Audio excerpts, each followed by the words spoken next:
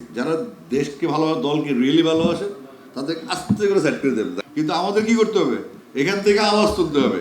এই একটা নতুন করে করছে 3 দিন রিফ্লেকশন, প্রধানমন্ত্রী গেলেন, পুরস্কার দিলেন, তারপরে কোনো খবর নেই। কিন্তু এগুলো আগামী 362 দিন আর খবর থাকবে না। ওর তেল তেল মেরে একটা মোটামুটি বাজেট টাজেট নিয়ে হ্যাপি রাখছে। তো একটা প্রধানমন্ত্রীর পক্ষে তো সব ঘটনা খেয়াল করা সম্ভব না, কিন্তু চাটাবাজরা কিন্তু রেডি আছে। ওরা আর একটা মূল্য দিয়ে দিবে। এটা নেপালি মূল্য, এটা জাপানি মূল্য। হ্যাঁ, এটা আপনি প্রথমটা দিয়েছিলাম, যেটা ভুল ছিল। এটা হলো জাপানিটা, এটা নেন।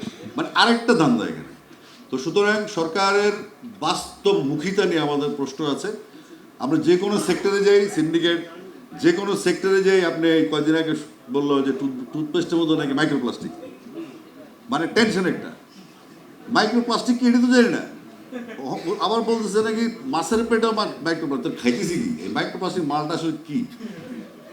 পরে শুনলাম মোবাইলটা অনেক বউ হাউকাউ করছে, গ্রামীণ ফোন আমার সাথে গেছে, রবিচেদের সাইড টক ভাই সাইডে আসেন। কিছু কিছু পত্রিকা তাদের ওই যে ফোনের রিংটোন ফিংটোন নিয়ে ভাই আমার সাইডে আমার সাথে আলগা কথা আছে। আমি আলগা কি কথা? আলগা কথা তো আমি নাই। আমি সরাসরি আলোচনায় আসেন যে আমি যে রাইটসটা আমার আছে, সেই রাইটসটা আমার গীতিকার, আমার সুরকার। কপিরাইট আইন কী বলে? কপিরাইটে গেলাম, কপিরাইটে ছিল এক গাধা। ও এটা আমি বললাম আপনি ভাগ করেন, ভাগ করে সমান করে দেন, কোম্পানিও রাখেন, যেন আমাদের প্রডিউসার বলেন, প্রডিউসার নাম আসলে তো কিছুই বাঁচবে না, তাই না? আগে তো প্রডিউসার লক্ষ্মী।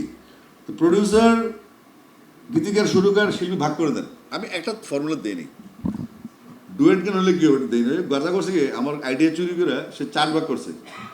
4 ভাগ যখন গ্যাজেট হয়ে গেছে, আমি বললাম এটা 4 ভাগ করলেন, এটা তো 5 ভাগ হইতে পারে, ডুয়েট করলেন। ভাই এইভাবে তো ভাবিনি, আমি এটা আপনাকে বলি নাই, আমি চুরি করতে পারেন না পারফেক্টলি। চুরিও করতে হয় পারফেক্টলি, মুশকিল। চুরিও কিন্তু এক ধরনের মুন্সিয়া না। যারা আমাদের মালেক আফসারি ভাই, উনি যখন সিনেমা বানাতে চেন্নাই গিয়ে দেখে আসতো, ওনারা দেখে আসতো চেন্নাইতে সিনেমা, আইসা বাংলাদেশের ধুমধাম।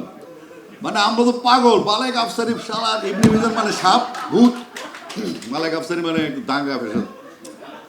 পরে মালিক আফসারি বলছে আরে আমি কি জানতাম এগুলো আইসা পড়বে টেকনোলজি ভবিষ্যতে।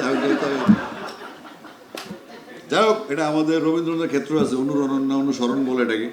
ওই যে কবিগুরু করলে সমস্যা নেই, আমি করলে চুরি হয়ে যাবে আর কি। এনিওয়েজ, অনেক কথা বললাম।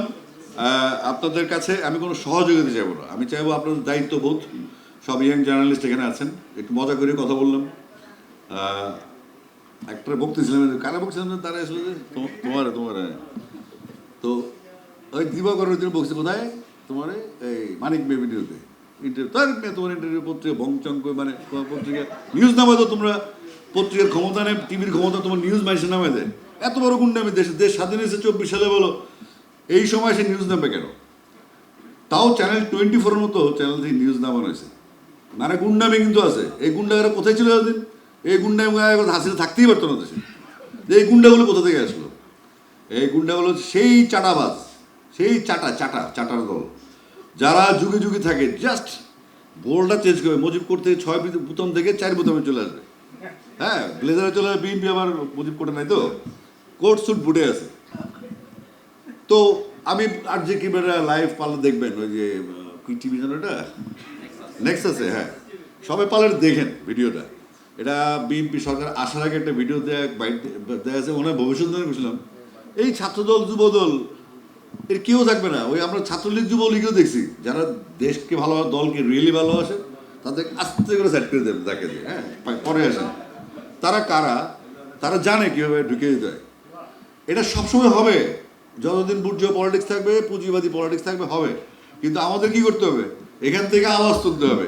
কারণ এই যে ক্যামেরাগুলি অন আছে, এই যে শ্রোতারা যারা শুনতেছে, আমি নিশ্চিত থাকি আমার কাছে, আমার কথা বলতে ভালো লাগতেছে, ভালো না লাগলে মাফ করে দিও।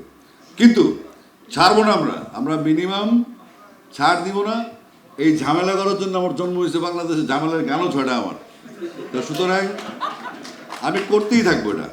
আমার যতক্ষণ পর্যন্ত, আমি পরে একটা চিন্তা করলাম যে ব্যবসা বাণিজ্য তো করি না, শুধু গান গেয়ে আমার তো পৃথিবী ছোট হয়ে আসতেছে। এমন আমার বন্ধু বান্ধব সব বিদেশ থেকে ফোন দিতে, ভাই আপনি খামাখা বাংলাদেশে হবে না, আপনার বিএনপি পাওয়ার আসার পর আপনি মামলা খাইছি আমি লেটেস্ট। এবং মানে এটা কি কোমর, তা আমি হাসতে হাসতে আমি ওসিরি বললাম, তার তদন্ত কর্মকর্তা বললাম, ভাই তোমরা কি আর বুঝলাম না, আমি জানি কোথেকে মামলা, পরে সাইজ করে হলো এগুলা। তো এরা ভাবছে কি আমি খেয়াল রাখি না, ভাইসে হয়েছে। আমি কিন্তু দেশে ছিলাম, 17 দেখেছিলাম, কিন্তু এখন যে অবস্থা দৃষ্টি আমার যে নমুনা, আমার মনে হচ্ছে আমরা অনেক বিভাজিত, অনেক বিভক্ত। আমরা একজন আওয়ামী লীগ, একজন বিএনপি, একজন জামাত, একজন এনসিপি, একজন কমিউনিস্ট, একজন, কিন্তু আমরা কেউ বাংলাদেশি না। এটা দুঃখজনক, দুঃখজনক। যতদিন পর্যন্ত আমরা একটা ইউনাইটেড জাতি না হবে, ততদিন পর্যন্ত ওই কিডস, নেপো কিডস মানে মন্ত্রীর প্লটল আছে না, গায়ে গতরে চর্বি, লন্ডনে পড়ছে, আমেরিকায় পড়ছে, বাপ মন্ত্রী এসে ঢাকায় এসে পড়ছে, আইসে ব্রিজের কাজ নিয়ে নিছে, ওই টেন্ডার নিয়ে নিছে, তাই না? বিসিবিতে মেম্বার হয়ে গেছি গিয়া। সারা পৃথিবীতে এই বিসিবির একটা ইলেকশন, আমি বিসিবির কথা ছোট্ট করে যেহেতু কইছে, বাংলাদেশে এই তত্ত্বাবধায়ক আমলে ইন্টারিম গভর্নমেন্টের সবগুলো নির্বাচন হয়ে গেছে একমাত্র বিসিবিটা ছাড়া। ওই একটা খয়রাতি ক্রীড়ামন্ত্রী আছে ফকিন্ডি, ওরে ওরে আমি নিয়ে এসেছি, ও ফোন করে সাংবাদিক হ্যাপি করে, হ্যাঁ সুজন ভাই গেটটা খুলে দেবেন, আরে এটা তো মানে মগের মূল্যটা সাংবাদিক ওরে ছাপরি। আরও বলে রাখি আমি, আমাদের যারা বেসিক সাংবাদিক আছে, ক্রীড়া সাংবাদিক হোক বা আমাদের বিনোদন সাংবাদিক হোক, সাংবাদিকরা সংবাদ মাধ্যমে পারফেক্টলি কাজ করতে পারে না আমি জানি। সিন্ডিকেট মনে করেন প্রথম আলো বা চ্যানেলে বা যেই যে পরপর পত্রিকাগুলো আছে, তাদেরকে অনুরোধ করব এই সাংবাদিক যেগুলো আছে বিটের, অনেক দিন ধরে এক জায়গায় আছে, এটা চেঞ্জ করেন। এগুলা শিকড় মিকর করে গেছে এগুলো, এবং ওই সাংবাদিক কাজ করতে পারে না, ছাপড়িগুলো তাদেরকে বায়াস করে, কোরাম করে, সিন্ডিকেট করে, এরাই দেখে এরা অস্ট্রেলিয়া যাবে, এরাই আর কাউকে নতুন জার্নালিস্ট যারা আশিক রুদ্র আছে না দিকে, হ্যাঁ যে আশিক রুদ্র আছে, সত্যি কথা বলে সাইট, এটা কদিন হবে? তো সুতরাং এই পত্রিকা এখানে নিউজগুলো যাবে, সবার দেখাবেন রেড থেকে, আপনারা সাংবাদিক বদলান।